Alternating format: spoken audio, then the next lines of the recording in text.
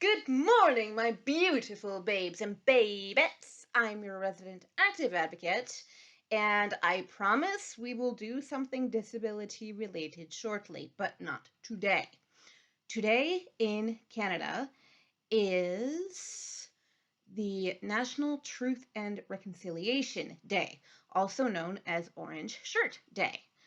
All right. So for those of you who are not aware, and or for those of you who live outside Canada, what we are observing today is a national day, which is a statutory holiday as of a couple of years ago, I think.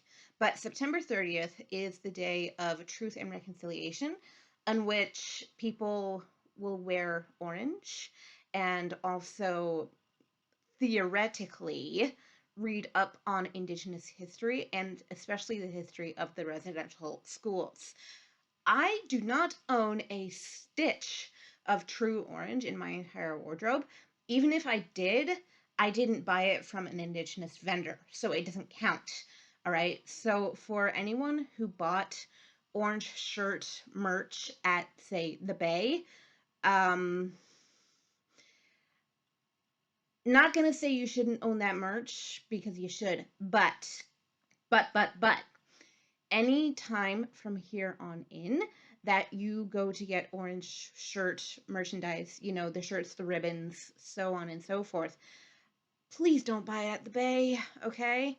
Please buy it from an Indigenous vendor. The best I can do, because I don't own any orange, is to wear this, my medicine wheel pin.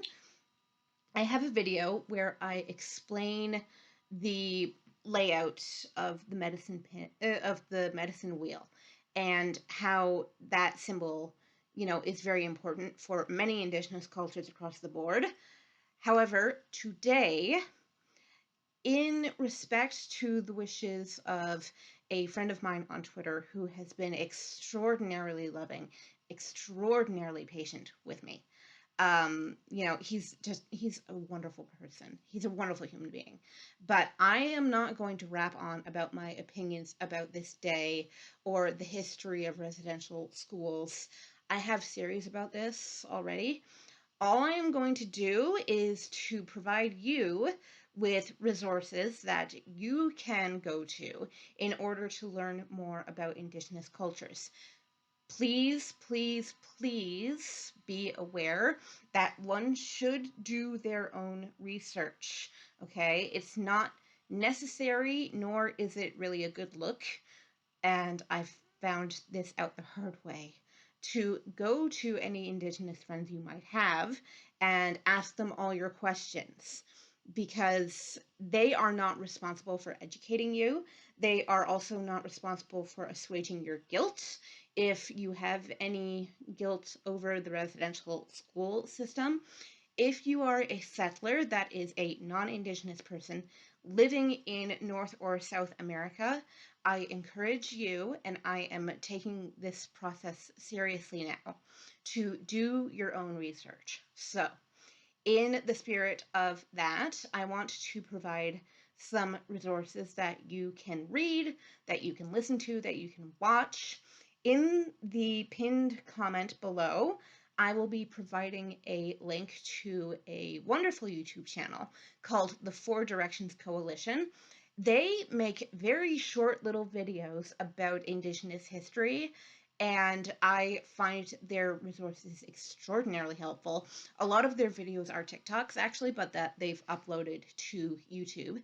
So I'll be leaving that link down below. The Four Directions Coalition, wonderful. Go on Twitter and find Indigenous people and learn from them, befriend them. But as I say, do your own research, and please, please, please do not make friends with Indigenous people for the sake of having token friends. Like, oh, I've got my one or two Indigenous friends, I'm okay, I'm not a racist. That is not the spirit of anti-racism. That is not the spirit of anti-colonialism. If one really wants to stand up against colonialism and against the forces of oppression that have reigned on this continent and in South America as well, and in Australia as well, all the places that have been affected by colonialism. And let me be clear, there is not a single country on earth that has not been affected by colonialism, but some places it was worse than others. If you truly want to share in a spirit of reconciliation, do your own research, make friends legitimately, and not for the sake of them educating you about what you could educate yourself on. So, the Four Directions Coalition would be the channel that I would direct you to.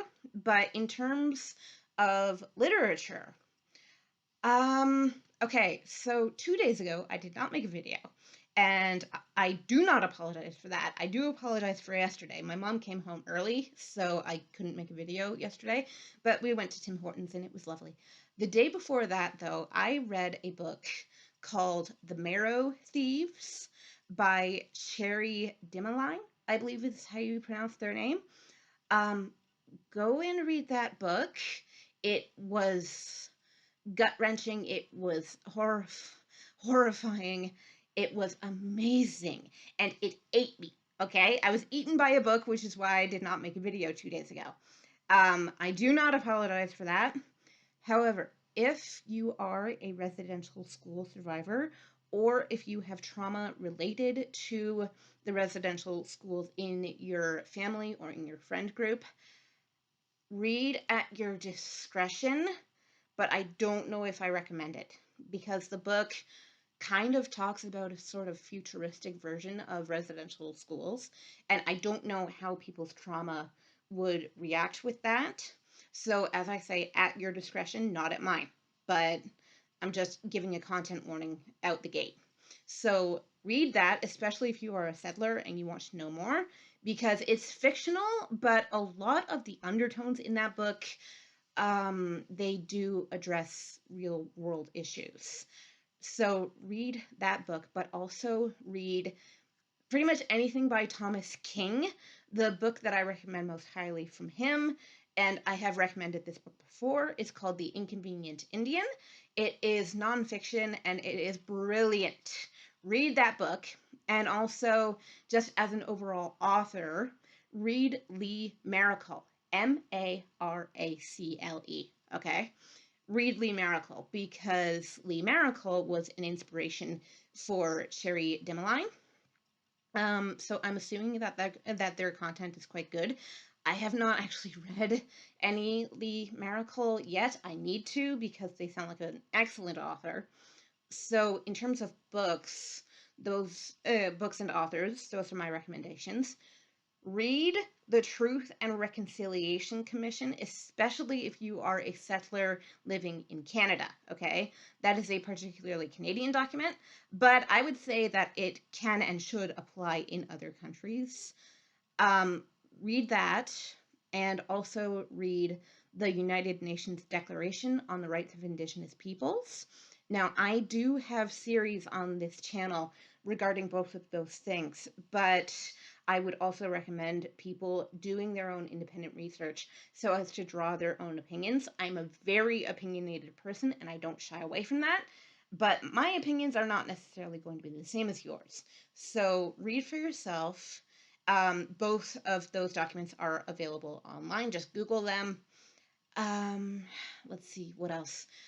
There is much music that I would like to recommend. Firstly, I will start with my favorite artist, one Mr. Jeremy Dutcher, who sings in his own language for the sake of revitalization, and I love it. Mwah! Beautiful. So, Dutcher, of course. Buffy St. Marie, who is one of Dutcher's influences, and I love her. Snotty Nosed Res Kids. Okay, I love these guys. They're great. They are Indigenous rappers and they're incredible. And a lot of their stuff, if not all of their stuff, is extraordinarily political. Also, if you haven't heard of the band Redbone, go find their song Come and Get Your Love, because that song is just super duper catchy. I've seen a live version of it actually, where they're wearing traditional costume, and it's really, really cool. They're sort of like the older generation of Indigenous musicians. I believe they're from Washington State, but don't quote me on that. So, literature, music, I will leave the channel link to the Four Directions Coalition. Also, if you can find it, and I do believe that there are clips, if not the entire movie, on YouTube, watch the movie Where the Spirit Lives. Content warning for anyone with trauma from the residential school system.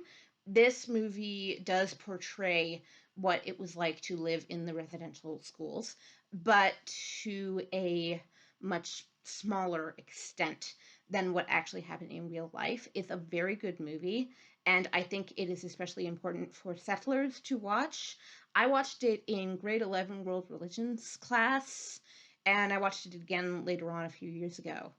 But it's very traumatic, it's very harrowing, which is the exact reason why I recommend it, because settlers do not have the right to be comfortable or to be ignorant, okay? Complacency is dangerous.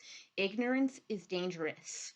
Form out as much knowledge as you can and attempt to do so on your own steam, because Indigenous people are not tokens. They are not here just to serve you, okay? They have their own history, they have their own trauma, and we need to address that, not just today, okay, on a national holiday, but every day.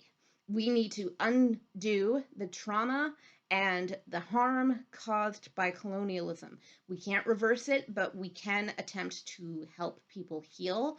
And through making ourselves wiser, we can form more tools to help others who need it.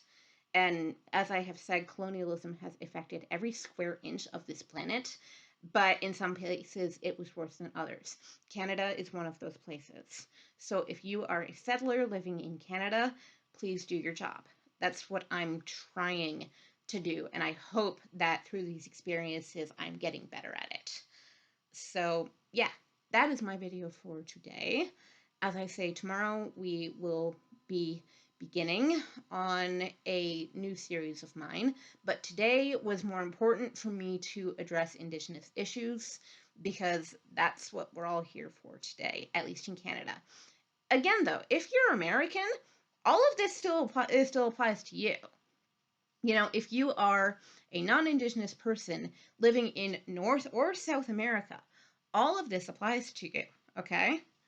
So do your research, do your duty by your fellow humans, and I will see y'all tomorrow. Have a lovely, wonderful day. Mwah!